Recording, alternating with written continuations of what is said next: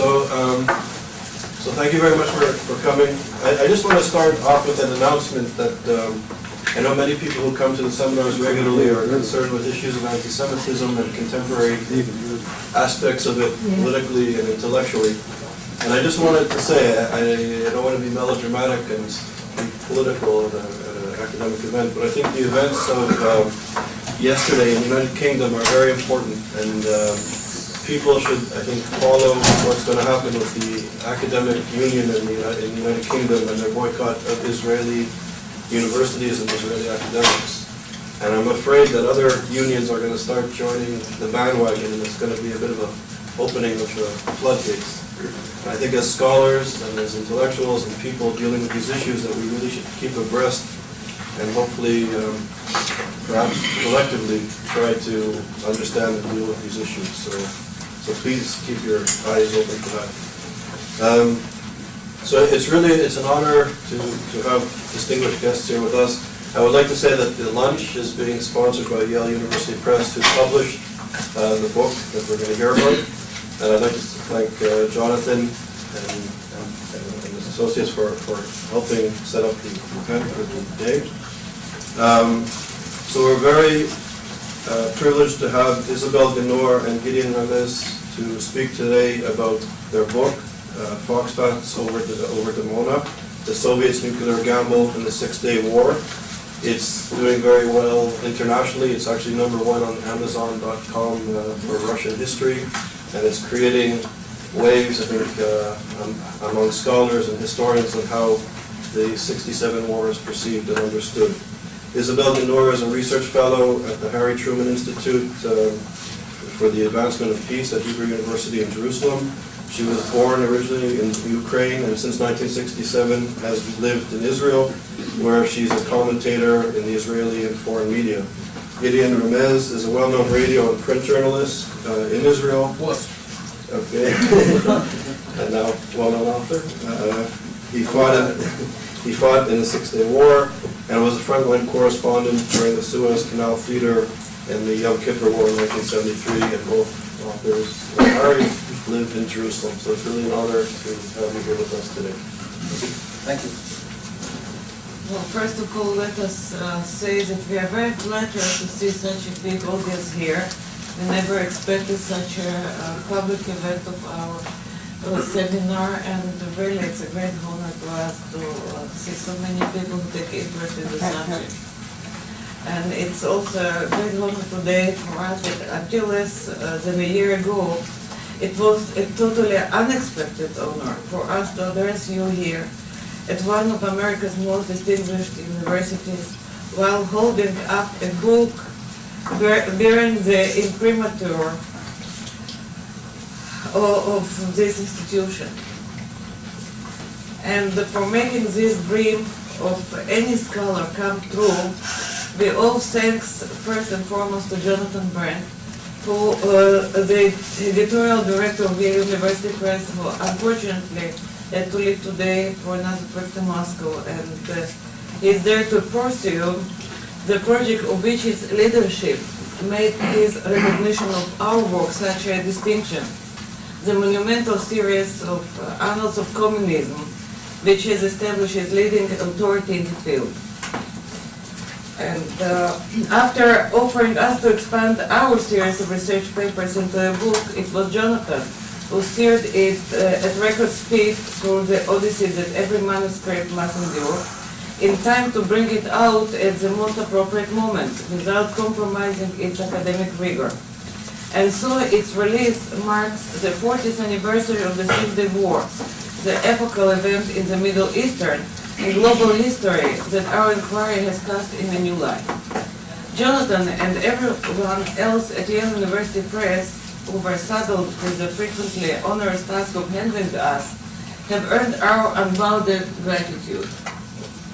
And we are equally indebted to Professor Small for discerning our book's relevance to the Yale Initiative for the Interdisciplinary Study of Anti-Semitism, which he founded at Leeds, for inviting us to speak from this platform. And in this presentation, we will therefore attempt to demonstrate both the very substantial aspects of this relevance and to be honest, its limits. To do so, we must first outline our overall thesis and point out where it differs from nearly all previous scholarship on the 67 war in general, and on the Soviet role in its genesis and conduct in particular. We embarked on this project some 7 years ago, embarked literally as the initial clue was naval. At the time and to this day, the prevalent, indeed virtually unchallenged concept was that the causes for the war were primarily regional and had been building up for years before the USSR ignited the tinderbox with a false warning to Egypt that Israel was massing troops on the Syrian border in numbers that Israel's army couldn't possibly muster. But this Soviet disinformation of May 13, 1967 was held to be a routine exercise that got out of hand, some sort of individual error or low-level miscalculation, and Moscow was considered to have blundered into a content that it never desired. And once escalation began toward all-out war, the Soviet Union did all it could in order to contain the crisis. It was long since known that after activating the hotline to the White House on 5 June, for the first time since its inception following the Cuban Missile Crisis, Soviet Premier Alexei Kosygin did use it on 10 June to threaten measures including military. But this was conventionally dismissed as either mere bluster or as an empty gesture of deterrence. We therefore reacted with disbelief when 7 years ago we came across the first piece of new evidence to the contrary. This was a story published in a Ukrainian newspaper by a retired Navy captain, Yuri Nikolaevich Kripulkov, now a respected educator and public figure in Donetsk. He related that in 1967, he was a young gunnery lieutenant on a brand new frigate which has been dispatched directly from a Baltic shipyard to the eastern Mediterranean in early May, that is, well before the overt outbreak of the crisis. On June 5th, his captain ordered him to assemble a platoon of 30 so-called volunteers, over a quarter of the ship's company, and to lead them in a raid on the Israeli shore. The operation was held up repeatedly until on June 10th the ship was ordered to begin the operation. But when it came within 20 miles of its objective, the landing was aborted. Impossible, we thought, but here's where our journalistic training intervened. Instead of dismissing a factual claim a priori because it conflicted with a theoretical concept, our instinct declared a thorough check of even an ostensibly preposterous claim, and if it turned out to be valid, to contemplate a posteriori reappraisal of the concept. What then have we concluded about the Soviet role in the crisis and war? As you now can read the book, let me just state our main finding in brief. We believe we have demonstrated convincingly that the Soviet Union, starting at the latest in mid-1966, elaborated with Egypt and Syria a detailed plan for precipitating the crisis. It was aimed at provoking Israel into a preemptive strike, which would then justify a direct military intervention by the USSR in favor of its clients and against the so-called aggressor. In the Soviet estimate, if Israel and its Arab neighbors were allowed to fight it out on their own, they would reach a stalemate. Even a limited Soviet intervention might thus tip the balance against Israel. And while the USSR did not actively seek a superpower clash, it was prepared to assume some risk by probing the envelope. It assumed that the United States would be less likely to respond in kind if the Israelis struck first, and certainly if the Soviets' prime motive and target was Israel's nuclear program, which was our latest and most dramatic discovery. Before Gideon goes on to introduce some new evidence confirming this thesis, let me address the aforementioned question of motivation. You have not heard me claim that Moscow instigated the 67 crisis out of uniquely anti-Semitic motives, even under the guise of anti-Zionism, anti-imperialism, or the like. Overall, our book is not an anti-communist diatribe, not a value judgment of the Soviet Union's conduct. As Gideon cited to me the maxim he was told 30 years ago in International Relations 101, the Soviets were merely following the rule that the strong do what they can and the weak must suffer what they must. Their American rivals did pretty much the same. And yet we could hardly overlook the special baggage the Soviet Russia brought along to its dealings with the Jewish state, dating with sometimes astonishing similarity back to the Tsar's times. The imperial regime's long record of anti-Semitic repression and incitement, often designed as an outlet for popular resentment, was of course one of the prime causes for the rise of Zionism among the Jews of Russia in the 1880s, and hence ultimately for the establishment of Israel. This was not unrelated to the Tsar's centuries of aspiration both to warm water access to the Mediterranean and to the status of Orthodox Christianity's protector in the Holy Land. There were even calls to make Palestine a Russian possession, among other purposes, in order to get Russia of its Jews. In 1903, another spate of Tsar-inspired massacres rekindled the Jewish movement for settlement in Palestine, now with a distinctly socialist character. Russian-born labor Zionists became the leading force in the fast-developing Jewish community of Palestine. The first international confirmation of Jewish entitlement to the country, Britain's Balfour Declaration, was issued coincidentally but symbolically within a week of Bolshevik Revolution in November 1917. But this also cost the nascent Jewish national home in Palestine, now under a British mandate, in the view of newly formed USSR as an agent of British imperialism. Religious persecution was officially barred, but since Zionist activity ran counter to Stalin's minorities policy, it was combated both with antidotes such as a Jewish autonomous region in the Far East, a strictly confined Yiddish cultural activity, as well as direct repression. In Palestine, some of the social Zionist groups maintained their principal support of the USSR while trying to explain Stalin's, quote, misunderstanding, unquote, of their case. Russian revolutionary songs, slogans, and literature remain staples of labor Zionist youth movements and paramilitary organizations. When an opportunity to hasten the British retreat from Palestine appeared in 1947, the Soviets switched from anti-Zionist repression at home to support for Jewish statehood was so swift as to surprise even a pre-state Israeli leadership.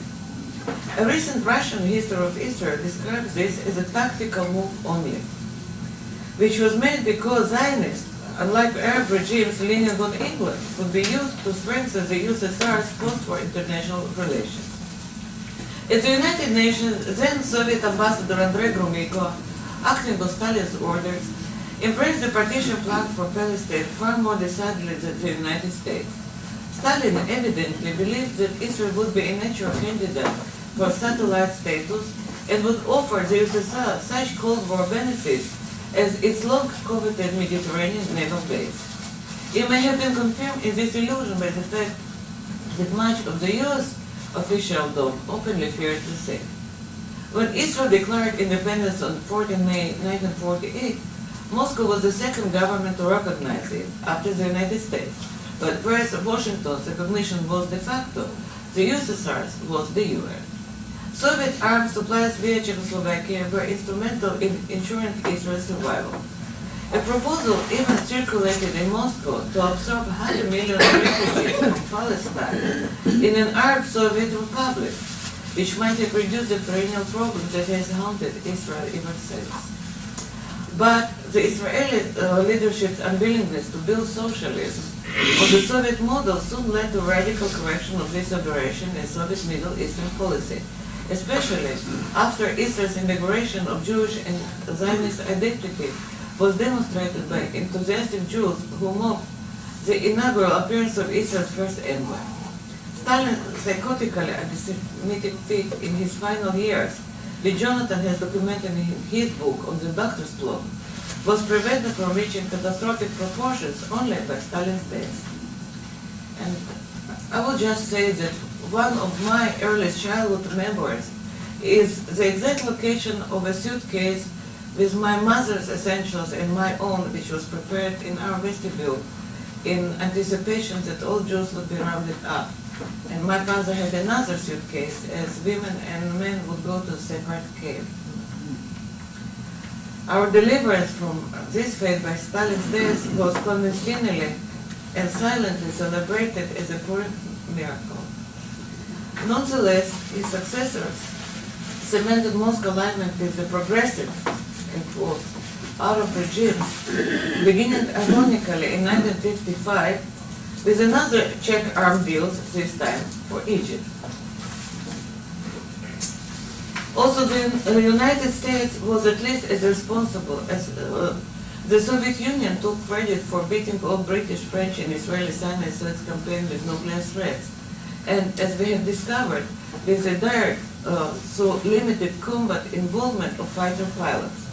This created both the precedent and the infrastructure for the joint Soviet-Egyptian plan that, as we assert, deliberately precipitated the 1967 crisis. The motives were in the main strategic in the Cold War context. Assisting in the defeat of Israel by the USSR's Arab clients will strengthen both their own regional standing and their dependence on Moscow, while undermining the regimes allied with Israel's supposed supporter, the United States. Control could be established over Middle Eastern oil outlets, thus increasing Soviet leverage on Western Europe. And as Gideon will soon point out, a perceived nuclear threat to the Soviet Union itself, as well as its regional power projection, could thus be removed. However, the USSR was formally committed to its recognition of Israel, and it Moscow state as an official policy goal the reduction of the Jewish state to the borders it was assigned by the partition plan of 47, which Moscow had endorsed. Along with the return of the Arab refugees to its territory, this might will doom the state's long-term viability. But Soviet statesmen from Stalin to Gromyko are recorded as recognizing that Israel's continued existence was, for the time being, beneficial to Soviet interests, as the Arabs would have to rely on Moscow's support against it. It is therefore interesting to note the recurrence of in the Soviet parlance of the time of a subtext calling for Israel's total elimination as a war goal of projected war results in 1967. Soviet diplomats in various capitals predicted or threatened that the impending war would leave no remnant of Israel. In two testimonies were received after completing the book, Israeli communist leaders were reassured that Soviet forces would be there to protect them, by implication to rescue them from the fate that was about to befall other Israelis. Here too I can add my own personal recollection. When I had to turn in my Komsomol card ahead of departure for Israel in late 1966, I was told by the organization chiefs in my hometown, Chernobyl, that I am a traitor and there's going to be a war, and I will volunteer to fight for Egypt and I will kill you.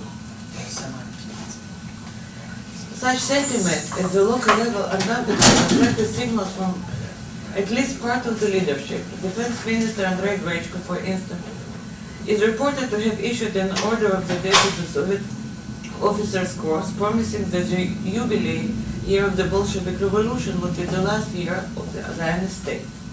The physically imposing Grechko is described as prone to violent gesticulation as he declared his determination to wipe out imperialism and Zionism, which is hardly surprising given his useful service in the civil war's Red Cavalry, led by the murderous pogromщик Semyon Budyonny. And the Soviet Union's dispassionate strategic population were thus also tinged with old-fashioned Russian anti-Semitism.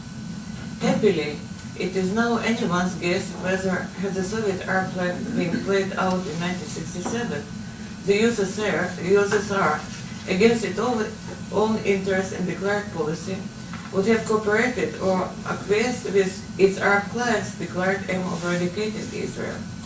What can be stated with certainty is that the plan's fiasco ushered in a resurgence of official anti-Semitic venom to a level that had not been registered since Stalin's death. The interplay of these two cards, geopolitical strategy and anti-Semitic animus, continued in the USSR until its downfall, and in our opinion is little change in Russia today. But our book is limited to the 1967 war. After initial naval clue led us to assemble a mass of evidence for the Soviet R plan and its actual activation, detractors of our thesis had cogent objection. They pointed at a disproportion between any of or all of the Soviet regional war aims that I just listed, and the enormous global risks up to a nuclear clash that would be run by instigating a conflict and intervening in it directly. The gamble referred to in our book's subtitle. We do not have any basis to claim that the added factor was anti-Semitic fervor. So, as I have shown, it definitely was present and helped in recruiting popular support for the enterprise, as well as intensifying morale. We do believe that the disproportionality objection has been answered by identifying one of the Soviets' main motives, if not their main motive, and certainly the factor that determines the timing, preventing Israel's attainment of nuclear weapons. It is no coincidence that the one keyword of our title is Dimona, the location of Israel's main nuclear facility. I will now give floor to Gideon to account for the other keyword, Foxbats. Thank you. And the fact that I am skipping all the thanks and acknowledgements that Isabella listed doesn't mean I don't endorse them. I wholeheartedly do. I just would not like to repeat everything. Since I am now venturing into highly sensitive territory, let me stress that our analysis of the nuclear issue pertains to the Soviet interest in, perception of, and response to Israel's nuclear program, and not to the latter's actual history, of which we have no independent information. However, we believe that omitting the entire nuclear element from most discussions of the Six-Day War has meant the disregard of a factor which in the Cold War logic of the 1960s could not but have figured centrally in all the parties' considerations. Indeed, Egyptian documents captured in Sinai and published very shortly after the war identified Dimona as a major target for aerial bombardment. Still, most histories have either ignored or downplayed the nuclear issue as a cause of the crisis, even for Egypt, and the USSR is hardly mentioned at all in this context. We now know that an Egyptian airstrike at Dimona was one of the two perceived threats that the Israeli leadership consistently feared the worst. The other threat was a direct Soviet military involvement. But both these factors rarely, if ever, figured in post-war public or academic discourse. We attribute this largely to the reticence of Israeli scholars on the nuclear issue and to the successful Soviet cover-up of Moscow's failed initiative, a cover-up that continues in post-Soviet Russia and other post-Soviet republics. We have quite easily detected crude attempts to cast the USSR's moves as responsive rather than aggressive, and dating them after rather than before the Israeli opening strike on June the 5th.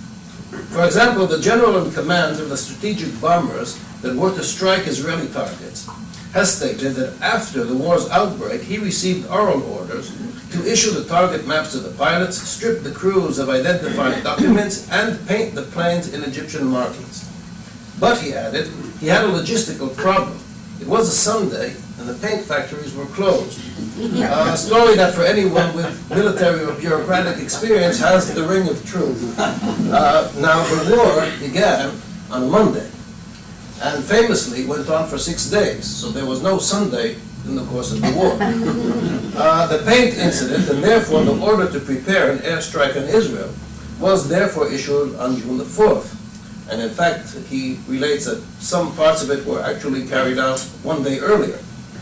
That is, before the Israeli first shot was fired, but this fact is still rather clumsily being concealed in Russia. In fairness, we must point out that similar cover-ups are still in effect in the United States and Israel too. We have established, for example, that Israel did take Soviet prisoners of war on the Golan Heights, which Israel officially denies to this day, although the rumors have been rampant for 40 years. We can also state with certainty that the mission of the ill-fated USS Liberty was primarily to monitor Soviet communications.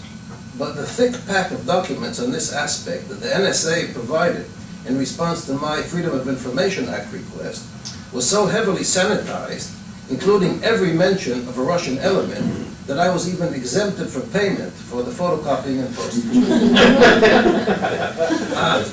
Getting back to the Soviet strategic bombers that I mentioned before, their commander stated that their main targets were objectives protected by Israel's US-made Hawk missiles. Now, the only installation that was so defended in 1967 was the Dimona complex. This was one of many thinly disguised references that we found after our interest was ignited by the almost certainly inadvertent inclusion in a recently published collection of Soviet Foreign Ministry documents of a very remarkable memorandum. It is dated February 1966 and relates how several weeks earlier, Isser Harel, the former Mossad chief, who was then an advisor to Prime Minister Levi Eshkol, relayed a message via the leader of Israel's Communist Party, Moshe Sneh, to the Soviet embassy in Tel Aviv. The message was that despite its official ambiguity, Israel was bent on developing and procuring nuclear weapons. Our book discusses a wide variety of possible motives for Harel's extraordinary move, but what matters is that the Soviets took his message to be official and acted upon it as a grave threat both to Soviet interests and even to the USSR's own security. During the 1956 Sinai-Suez crisis, as Isabella mentioned before, a Soviet nuclear threat directed at Israel, Britain, and France sufficed to halt their offensive against Egypt. 1956 remained for the Soviets a successful example of how they could employ their nuclear power to limit Israeli action against their Arab clients, but only so long as Israel itself had no counter-deterrent.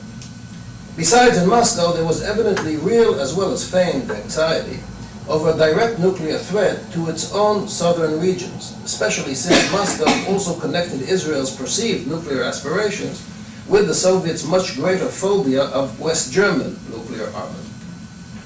By 1965, when the message was transmitted, the Soviets were certainly aware of Israel's nuclear project itself, which had been a top priority for its spies in Israel, some of whom Harel himself exposed. It is far less certain whether they had precise information as to the stage that Israel's development had reached.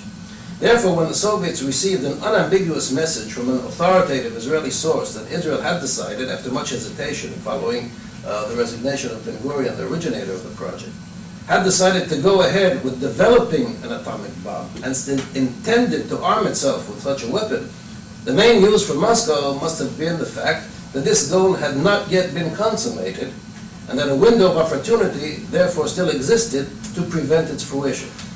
It thus confronted the USSR with a dilemma not unlike the one that Washington is now facing vis-à-vis Iran. For lack of time, I can only refer you to the book itself for the spurt of Soviet counteraction that immediately followed Harel's disclosure. It began with diplomatic efforts to dissuade Israel, but within a few months it shifted to military preparations. Besides the joint war plan that was elaborated by the two defense chiefs, that is, Grechko on the Soviet side and Abdel Hakim Amr on the Egyptian side, these included a nuclear guarantee for Egypt instead of supplying it with countervailing nuclear weapons. One of the first elements of the Soviet intervention to be implemented early in 1967, as Isabella mentioned, was the insertion of nuclear missile submarines into the Mediterranean and later into the Red Sea, with orders to fire them on a prearranged code signal if Israel did explode any nuclear device, which there was increasing evidence that by this point it was on the very verge of assembly. But as I have already mentioned, the Soviets also prepared to assist in a conventional strike on the Israeli nuclear project. I'll skip any more details of these Soviet actions in order to focus on a single case that both exemplifies our research methodology and also ties together all the strands of this thesis, in addition to explaining how the title Foxbats got there in the first place. It has also provided us with the most gratifying instance of conclusive official corroboration after the manuscript was completed, so that here I am telling you something you will not be able to read in the book. I refer to the two reconnaissance flights that passed over Dimona on the 17th and the 26th of May 1967.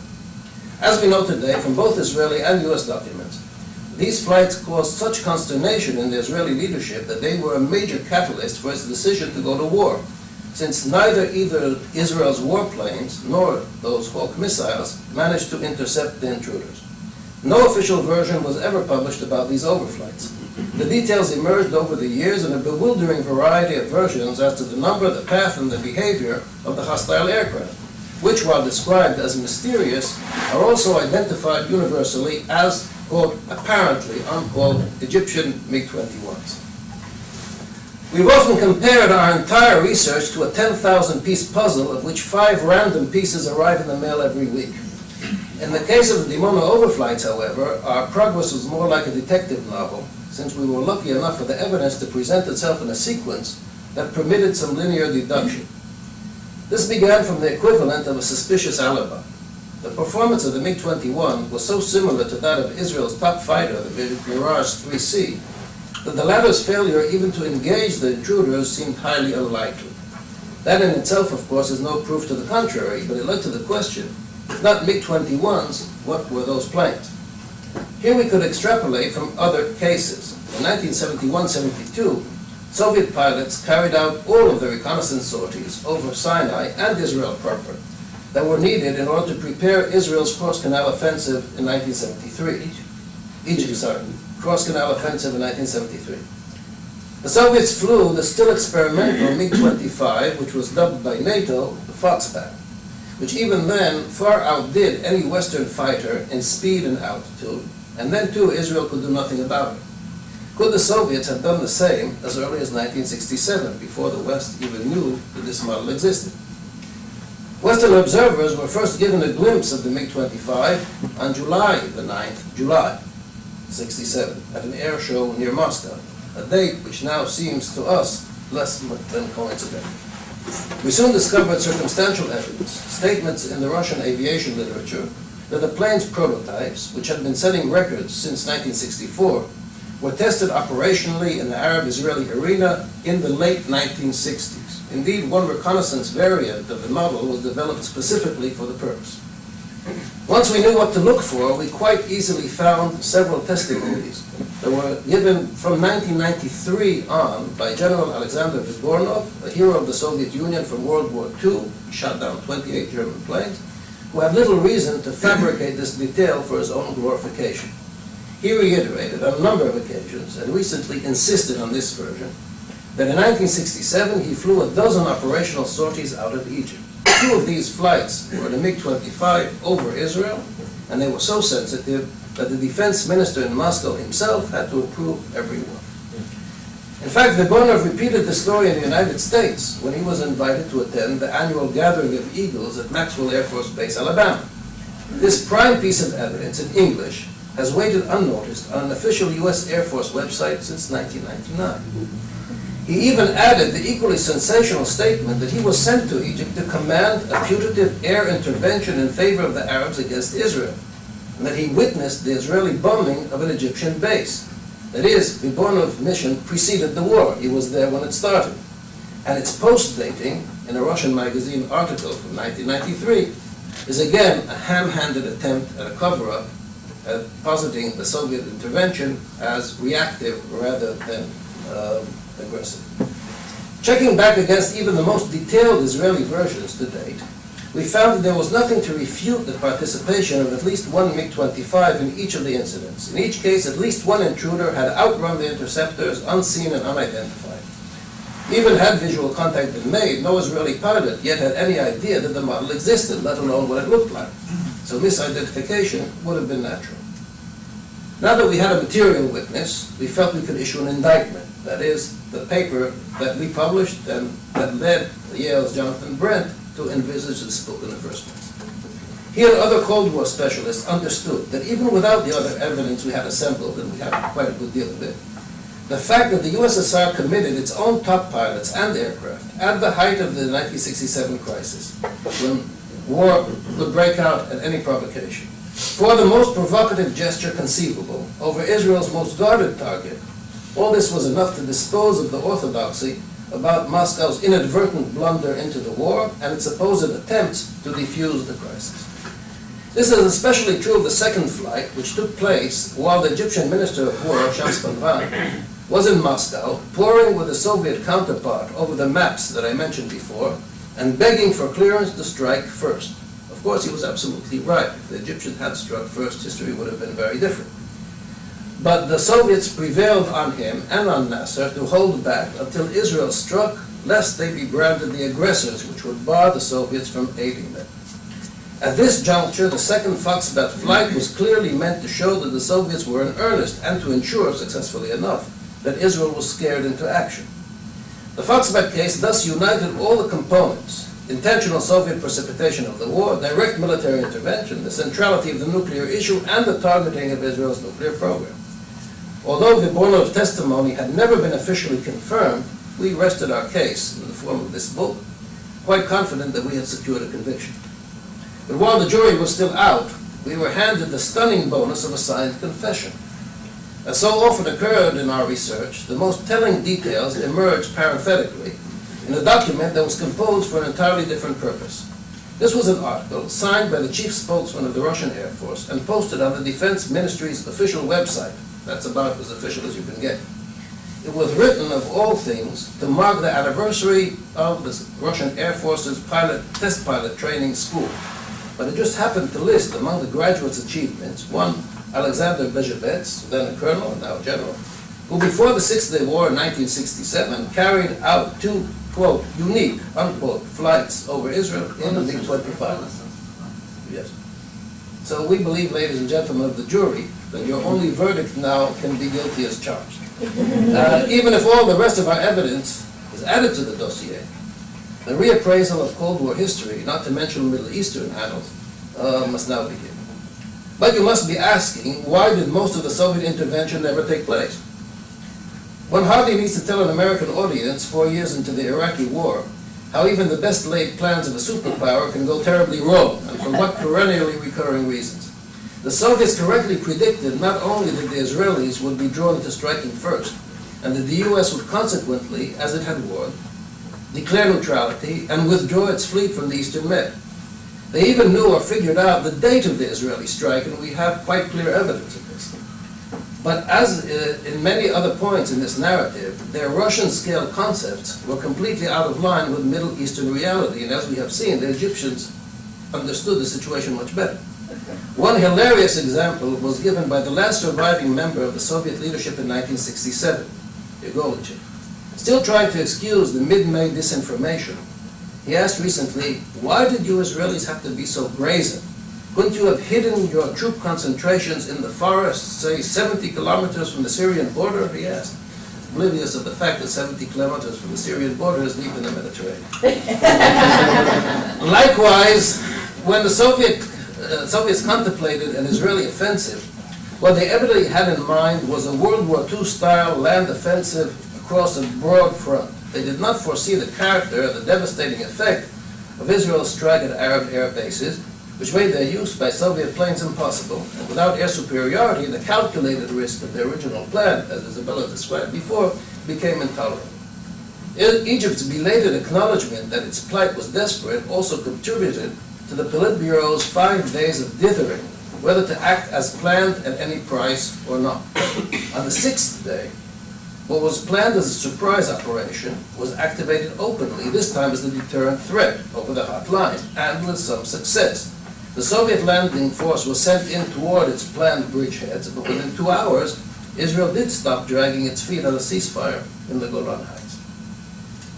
We have been able here to present in a very abridged form only a handful out of the numerous exhibits that make up our case. We will gladly respond to any questions now, but even that can hardly do justice to 304 pages, which, if we do say so ourselves, are short on theory and long on factual detail. If this 40-year-old but still enigmatic issue intrigues you as irresistibly as it did us, we beg you to take the trouble and wade through it all before you accept or reject it. Thank you very much.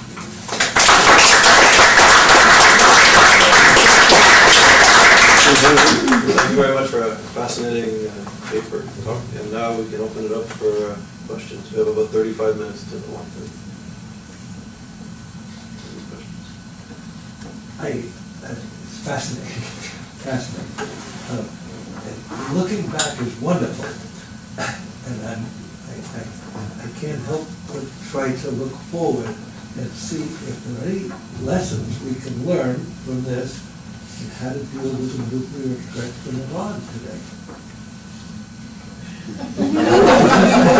Well, First of all, we are not specialists on nuclear issues, we are not It's a- specialists on military strategy. but we did make the analogy, so it's a legitimate question.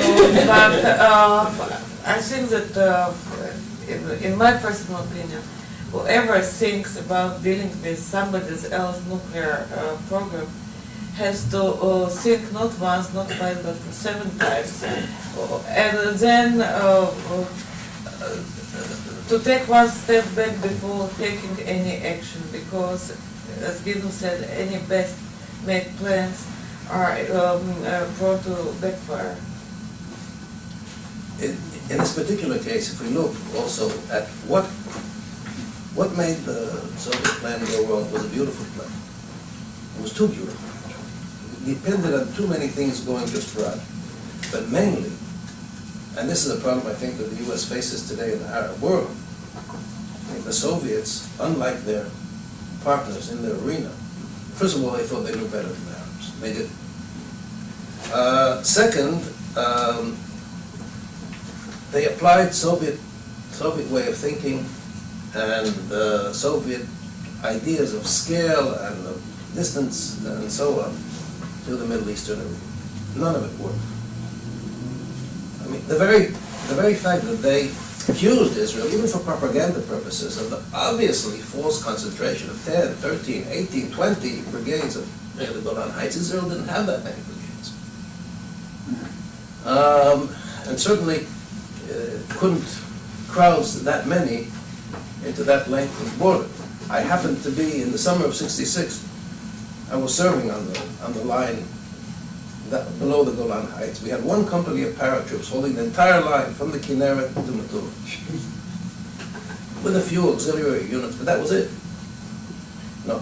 If anyone had tried to move one brigade into that area, we would have had a traffic jam, which we indeed have when we did go up onto the Golan Heights in 1967. We did it with a force that was about 1/4 of what the Soviets alleged that Israel was massing at the time. Okay, and still, we had to get off the buses a few kilometers and walk the rest because the road was completely bummed up. So, to get back to your question, going to war is always a risky business. It's even more risky when you have good but imperfect intelligence, when you don't have enough people who understand the way the other side thinks, and when you haven't exhausted all the other possibilities first. That's about the best I can say about lessons, but I want to add in general. We have a problem about drawing political conclusions from our book to the present day for the very simple reason that we don't have the same political opinions. And yet we can agree entirely on one finding from the book, which is important, I think, for the entire Israeli or pro-Israeli political spectrum, and that is that our book does demonstrate, I think, quite conclusively that Israel didn't initiate the war for expansionist purposes. On the radio this morning, someone called to put that exact accusation again. And Mazi Kumseya, by the way, so well known to all of us. I can imagine, but he's a regular Lutnik, but people who call into radio programs as a veteran radio broadcaster, I can tell you, usually fall into that category. But the charge is made, and it's made frequently, and it's made to this day. And unfortunately, some Israeli spokesmen who this gentleman quoted have contributed to it. The results of the war were that Israel did expand its territory, but if you go over the documents of the time and said that there's no question that Israel didn't initiate the war, and now we found out who did. So, in that respect at least, I think this is very important for the entire Israeli political spectrum. Now, from this you can extrapolate according to your political leanings. So you can say, as the right wing would, that, okay, so now under international law, since we weren't the aggressors here, we're under no obligation to return the territory. There's a price to be paid for losing an aggressive war, but not for winning a defensive war. The left wing can say, okay, it now shows that we're not obliged to give up any of these gains. And if we're doing it only out of our own enlightened self-interest. And that's a matter of your political opinion. It doesn't stem necessarily, logically, from the findings of our book. But I think that basic finding that Israel here was drawn intentionally into a war, I think is extremely important even for present day. Without trying to extrapolate through to the present day, it seems to me that the Soviets had a second opportunity in 1973, not so long after the Six-Day War. We're saving that option for our next, for this. This is what I wanted to ask about, because I was a very young man in Israel in 1973, not aware of all the Cold War mechanisms which were basically going on behind the scenes. So this was really a clash of client states.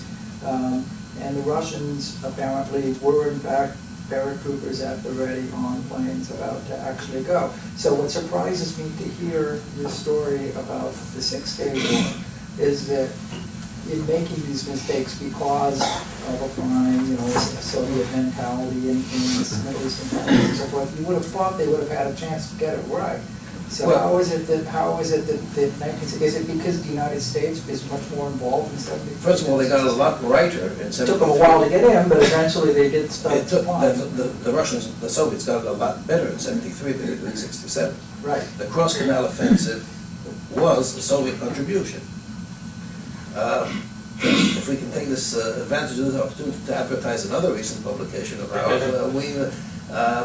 a paper of ours has appeared now as a chapter in a book on the superpowers in the Middle East, 67-73. And we seek to prove there that the so-called expulsion of Soviet advisors in 1972 by Saddam is a misnomer because it wasn't an expulsion. It was agreed not only with the Soviets but also with the United States, and B, because the personnel that left Egypt were advisors. They were the integral Soviet unions that had been sent down there before. The advisors remained and continued preparing the Egyptians for the cross-canal offensive.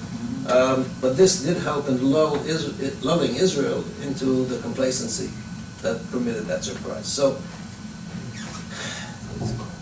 in inculcating this concept that it was an expulsion, the Egyptians were throwing out the Soviets, they were moving over to the Western camp, etc., we found one major culprit to be Henry Kissinger, and the same Kissinger during the 1973 war, I think, but we still haven't done all the research on this, so this is also somewhat inflated at least the Soviet nuclear threat.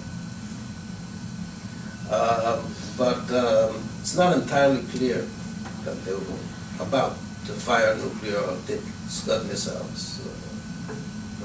Not entirely clear at all. Yes, they were pulled, the Soviets, after the debacle in 1967, were sucked in even deeper. It was a real tar baby because to redeem their prestige and their standing with the Arab alliance. So they did send in, this time, there were up to 20,000 Soviet personnel at a time in Egypt and 50,000 all told, which was the biggest intervention ever in the Cold War outside until Afghanistan. Now, was Dimona again at the center of Soviet Well, attack? that's the postscript of the book. And this is again somewhat speculative. The fact that Israel did not try to demonstrate a nuclear weapon in 1967, and as Shimon Peres has written quite transparently, he suggested it, and he was turned down.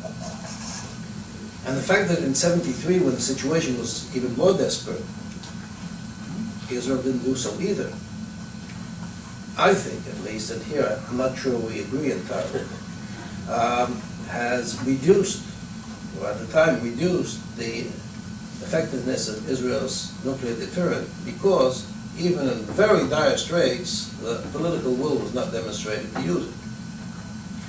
And this, I think, slightly decreased the Soviet and Arab concern about Israel's nuclear arms. I think maybe with Iran, Israel's nuclear deterrent has at last found something to work against. But up to then, the immediacy of the concern was reduced, I think, both for the Soviets and for the Arabs by the simple fact that it wasn't implemented. Well, I would like to make a comment as someone who also served in that area. Dimona is known to be a very interesting site for the superpowers, and there were U2s that were visiting the area, and MiG-25. And we know today that the MiG-25 was built originally to intercept the U2s. No, it was built to intercept the B-70 that was never built. We won't agree on this, but let's for the argument that I want to take here. So we know today that definitely the MiG-25, this is what they teach in the Israeli Air Force, is a very limited airplane in many abilities. It cannot be a bomber, and models that they did generate were a catastrophe, and this is why even the Russian Air Force is not heavily leaning on that. As a matter of fact, a good friend of mine shot a MiG-25 in Lebanon. In an in an F-15 in 1981.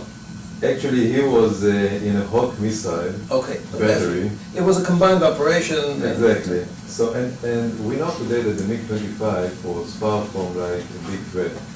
And given the fact that the Israeli-Arab conflict was a big lab for, checking Western weapons against Russian weapon systems. And Soviet weapon system too.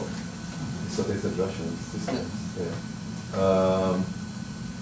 Maybe suggest that the fact that the Russians didn't take any active role in any of the wars, meaning they did have advisors and they had their weapon systems given, but they didn't, heavily send brigades. Yes, they did. They did. In the 70s. In the war They did attrition, war there was a attrition. division and squad and fighter squad. Yeah, but there were also forces coming from Morocco and forces coming from Iraq during the war. You're speaking about the war. We know that during the war of attrition, so the beginning in late '67, the Soviet Union started to send regular units. At the end, by '69, they sent pilots with the MiG-21s, a special kind of two detachments, 2 units of pilots. And the beginning of the end of '69 and beginning of the '70s, they sent a full division of anti-aircraft SAMs 2 and 3 mixed division, which at any given point was numbered over 10,000 personnel. Regular units, which were sent not as a response to the accusation that Israel started a deep bombing in January. It was decided and prepared for sending into Egypt. The earliest evidence that we found is given the August 1st, '69, combining, assembling the force. And we have evidence. It's a sequel. It's work in progress, and so on. But we have evidence that before Yom Kippur War in August, another regular units with 10 missiles were sent to Egypt specifically to take part in the hostilities. We know that there have been Spetsnaz commandos specifically brought on the first or second day of the war and parachuted behind the enemy lines, meaning into Israeli-held territory, with the task of capturing Israeli Centurion tanks because they wouldn't be hurt in such a numbers as Politburo expected, so they had to be checked because there had The armor. had been improved in Israel, and so we have more. We don't have a book yet, but if you will have patience Then we will- Maybe we will come up. I'd just like to respond to your, No, if- absolutely. If I just want to Yeah. finish, and then you can, Please. what I just want to, and I know about several of those things that you mentioned, not about all of them, but I also think that maybe you miss a point, that maybe the Russians also came into a point that they gambled. Okay, I mean, they might have more to lose than to gain. And this is why, It's entitled.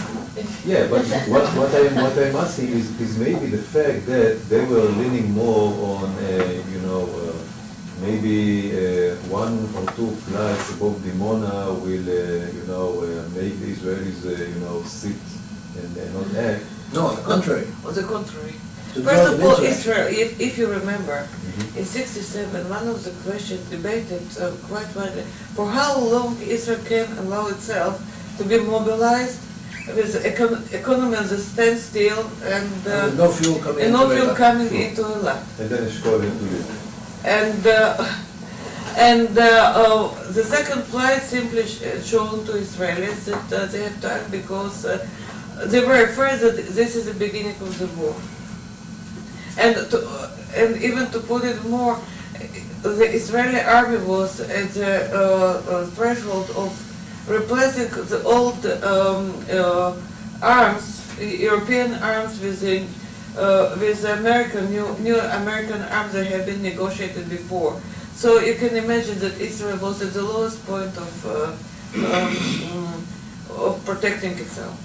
So we just- Now, let me just set the record straight. You said that the Israeli Air Force knew about the MiG-25. Not yet. No. No. I said that we know now that the MiG-25 was not such a great airplane. Yes. Well, it's now, not then. First of all, they have been, their MiG-25 bomber was developed with a nuclear option in hand. Much later. No, the nuclear bomber was accepted to the mass production in '69.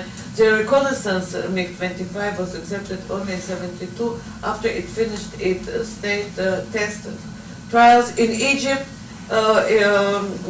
during the war attrition. There was a good reason, and I don't want, we can talk about it later, why actually the Russians decided to develop the MiG-27 and the 23 and not to keep the MiG-25 flying. But there was a good 23 reason. went into the test flights in Egypt before But Yom Kippur. If I may, instead of getting too far into the technicalities, what you're saying is absolutely correct in retrospect. But when, in 1967, suddenly an unknown aircraft appears with what looked then like awesome performance, I mean, it was by at least half a Mach number above anything that the Western Israel could field against it. And could fly much higher than anything than combat aircraft. I'm not talking about the youth. And if they had sent it over Israel at a time of calm, that would be something else. But sending it over in a way that the Israelis were sure to detect because they were at top alert. And at the moment when it was really touch and go toward war, then that to us is pretty unambiguous. Now, the Israelis at the time, as you say, later on, Israel did develop a method of shooting down. Israel shot down 3 MiG-20, Syrian piloted MiG-25s over Lebanon in the 1980s. But that was when? There was already the F-15, which was developed specifically against the MiG-25. Looks pretty much like a MiG-25. And in combination with the improved Hawk missiles, neither of which existed in '67. And it came as a complete surprise. We think there's already at least circumstantial evidence that this had even the Americans enough on edge to send the Liberty in with mainly Russian-speaking experts. There's also some documentary evidence that by May 27th, report that Israeli leadership came to the conclusion that the war is inevitable. So you mean to say, I'm a bit puzzled here. You mean to say that the Russians actually induced the war while they That's didn't what want that's what we've been Yes. trying to say, yes. Read the book. I also, let There me are so also, many let me also recommend another book, if you haven't read it yet. Ami Gluska's book. Ami Gluska, who was President Herzog's aide-de-camp and is a very fine historian, has published a book. Since he's a military man, he was given access to the still classified minutes of the cabinet meetings and the general staff meetings in '67. And although a lot of it was censored, even so, there are dozens, literally dozens of instances where these two twin concerns of A, an attack on Dimona, B, direct Soviet military involvement came to the fore in Israeli concerns. And it may be that the Israelis were aware of more than we know for sure, because we mentioned in passing to a former Israeli intelligence officer who was in charge of the Soviet aspect, but later on. What do you think? Could those have been MiG-25? They said, of course, MiG-25. MiG-21s, we would have shot them down, but it's never been officially confirmed. If I understood you correctly, you're saying it wasn't so much the Israeli development of a nuclear potential as the Israeli signaling to Moscow that they intended to develop nuclear weapons that set things in motion. What do you think was the intention behind that? Was this Harel acting on his own? The Soviet document that cites this disclosure treated this disclosure as an official statement made by Eshkol himself or the government itself, and trying to bring this issue to the attention of the Soviet leaders, the nuclear issue. If this was an attempt at deterrence, it was very badly mistaken, because you can't deter someone with a weapon you don't yet have. On the contrary, you're asking him practically, well, prevent me from developing it. So someone has proposed to us the idea that Israel was then trying to achieve from the Soviets a commitment to stop conventional arms flows to the Middle East as a condition for accepting nuclear disarmament. And maybe this was the idea. We have a whole chapter here devoted to this, with a whole range of possible motivations for Harel's. Harel has confirmed in a book of his own that he did meet Sneh at this particular time. It doesn't say what for. Unfortunately, he died a few months before the Soviet document was exposed, so we couldn't ask him. But there's a whole range of possible motives, ranging from the personal pique against Shimon Peres, which he had, to such a degree that some of his subordinates have said that by this time he was not completely balanced. Not to use worse words than that. And there's even something which, if true, would be a much more sensational book than this. Several Soviet intelligence sources claim that at this period and later on, they had a very high-ranking source of whom they don't name, and of whom the description fits Harel to a T. But it also fits a number of other Israeli personnel. So, even the mind-boggling thing that even without his own knowledge, without his connivance, certainly with his connivance, Harel was serving as a source for the Soviets is mind-boggling. But we can't even propose it without any further evidence in that. It does appear that it was done as a policy move, but a terribly misguided one, which is quite amazing for a person of Harel's stature. But there it is. The interesting thing here is that Harel's version was published in 1987. This is the year after the Vanunu case.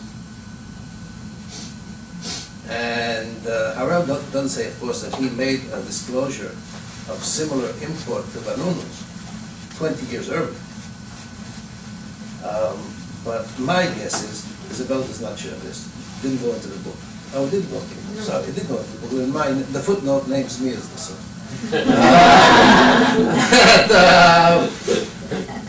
That after the Vanunu case, Harel was forestalling some future revelation of the content of his talk with Sneh. I say, well, this was an intentional policy move, it was not my giving away a state secret.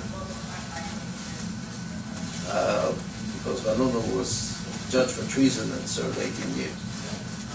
So this is a very intriguing question, as what the motive was. But since Harel confirmed it, and since we have no reason to doubt the content of the Soviet document, the fact is that the effect was what it was, no matter what the motive was.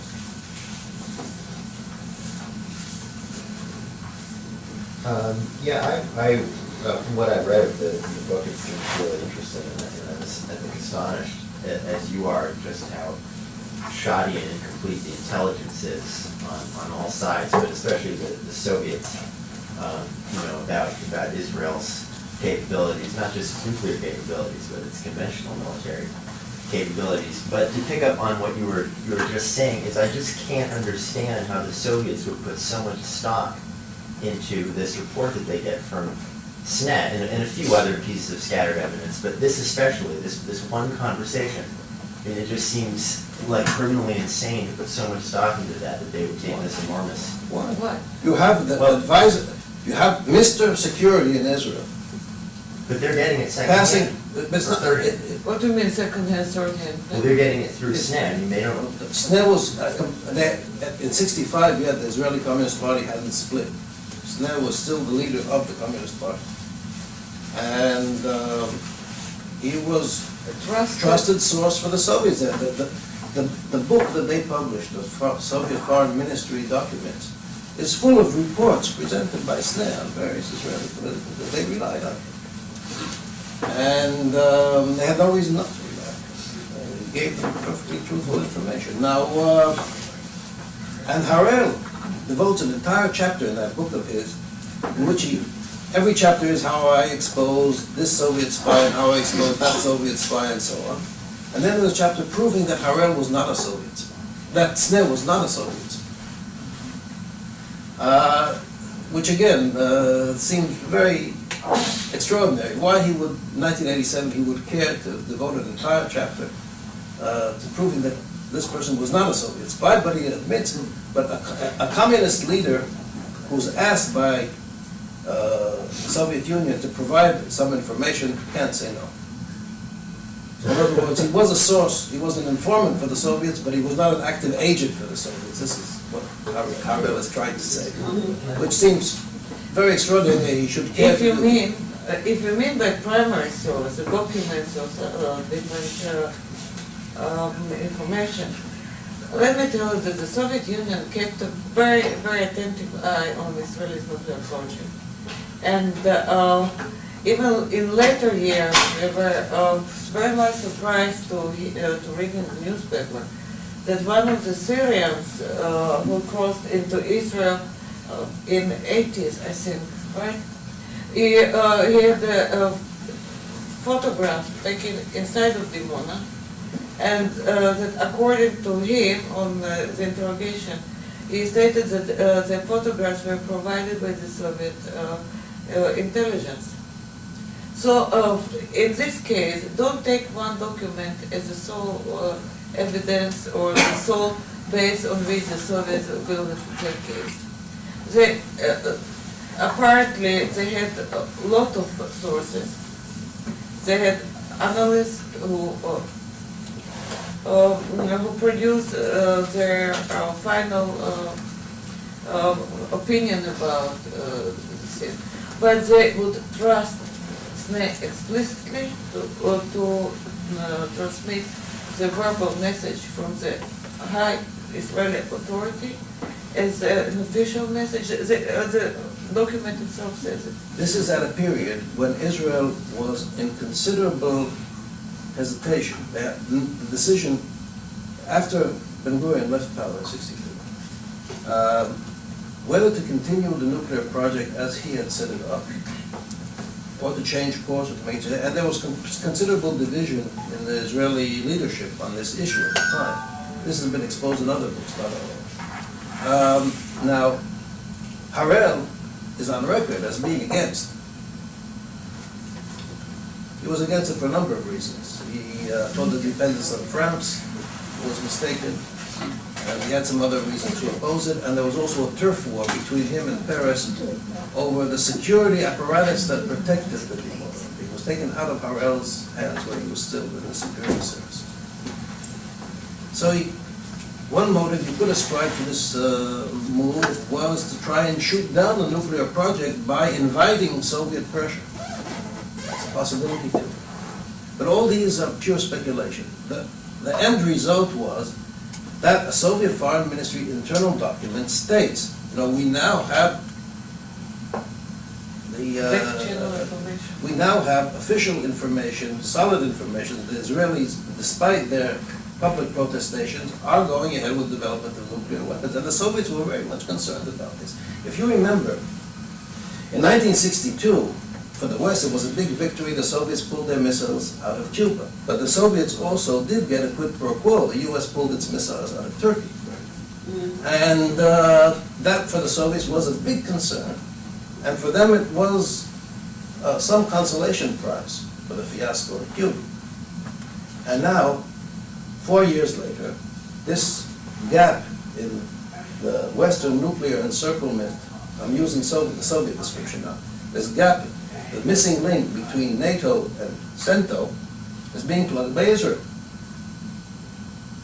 And they were, I think, quite genuinely concerned with a Western nuclear capability within range of the Soviet Union.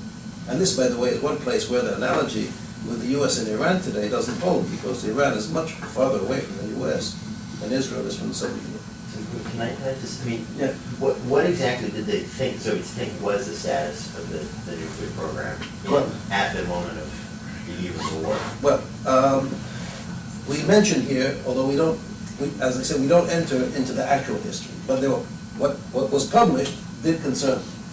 And we figured that their intelligence in Israel was pretty good on this. Their field intelligence was quite good. Where they went wrong, like Israel went wrong in '73, was in interpretation and in perhaps the top level of intelligence suiting their reports, just like the CIA did now, suiting their reports and interpretation to what the political bosses wanted to hear. But the field intelligence was not bad at all. Now, if we have a report, I think came out in Al-Hayat first, in February 67, that Israel had completed a test of, not a nuclear explosion, but a test of a nuclear, what's known as a zero-yield test.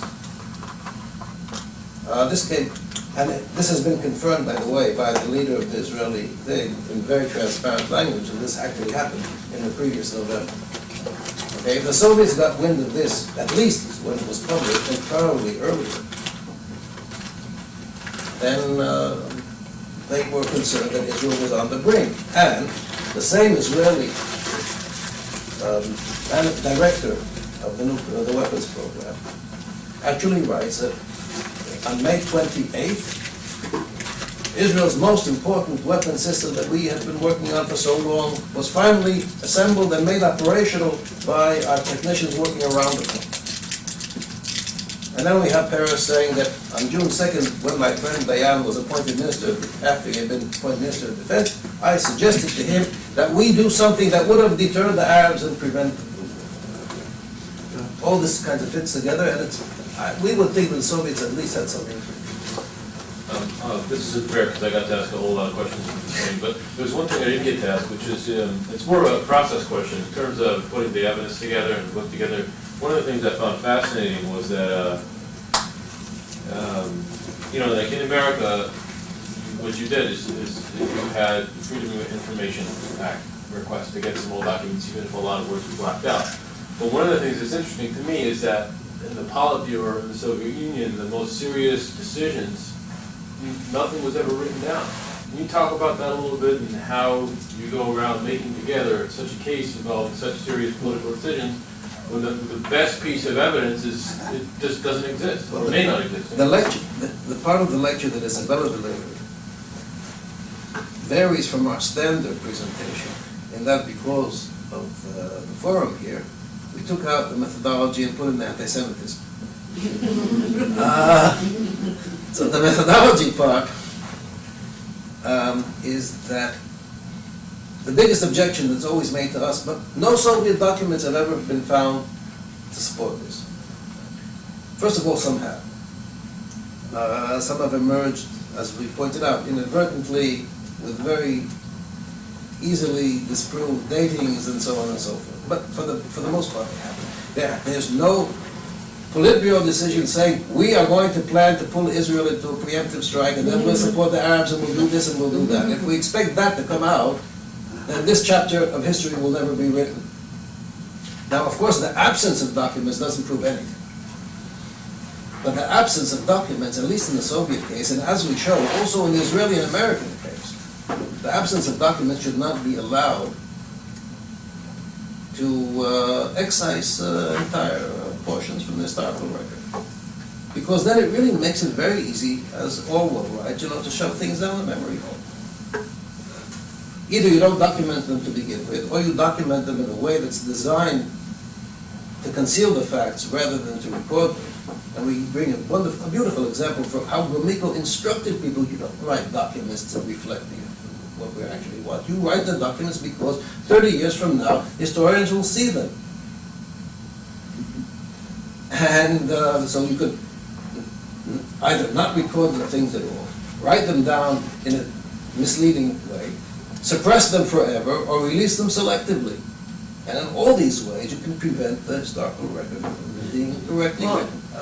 Just to finish the answer, what we decided to do was to assemble as many facts as possible as to what really took place in reality on the ground, in the field.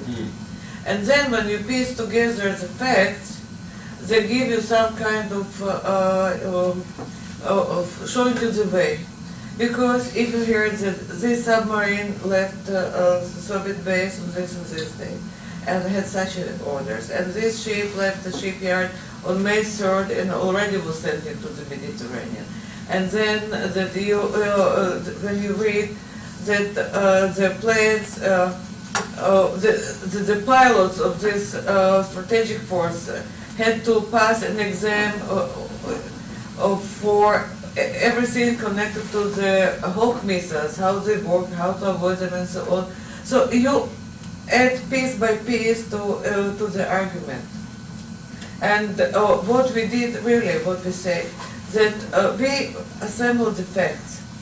And if you differ with our opinion, you can have your own opinion. There's another thing here.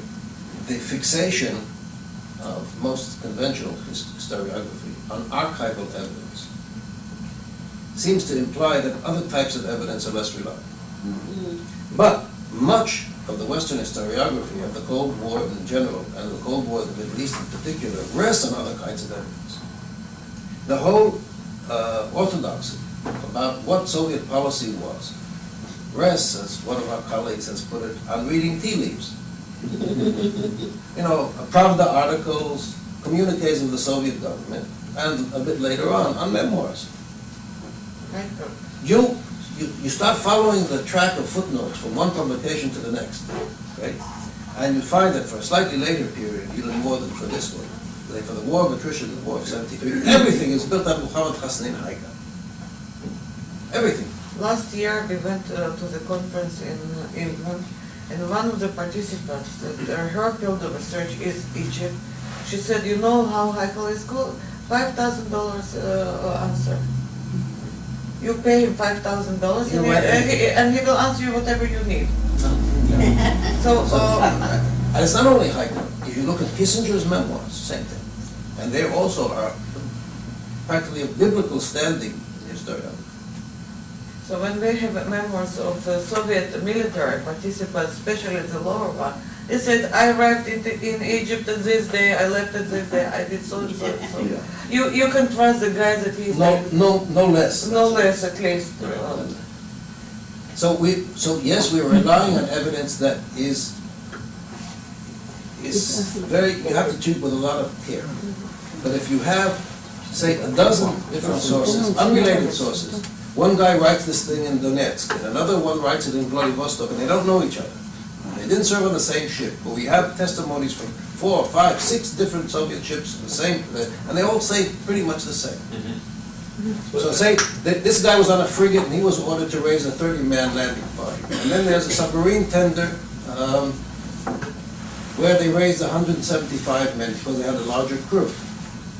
And there's a destroyer whose commander became later Admiral of the Fleet, and he writes in his memoirs that he was called to the flagship in the Mediterranean and told to take on a landing party of 175 cadets. 100, sorry. And so on and so forth. You know, this assembles into quite a mass of evidence that you can't disregard. And Took all the plates. it's not very likely that we'll ever have the files of the Soviet High Command. If as you say, they exist there, because, again, the whole passing orders orally down the chain of command recurs throughout. The submarine commander was told orally, on such and such a season you fire your missiles. The bomber commander was told orally, paint the planes in Egyptian colors, and so on and so forth. So, Read the book. So then, we're a bit over time, so on that note, reading book, Lambeth Bookstores here are actually selling copies, you can get signed copies from We the know we authors. can have a lunch. Yeah, so thank you very much. Thank you. I'm sorry if we didn't get to all the questions, if you wish, you can stay here. Informal conversation.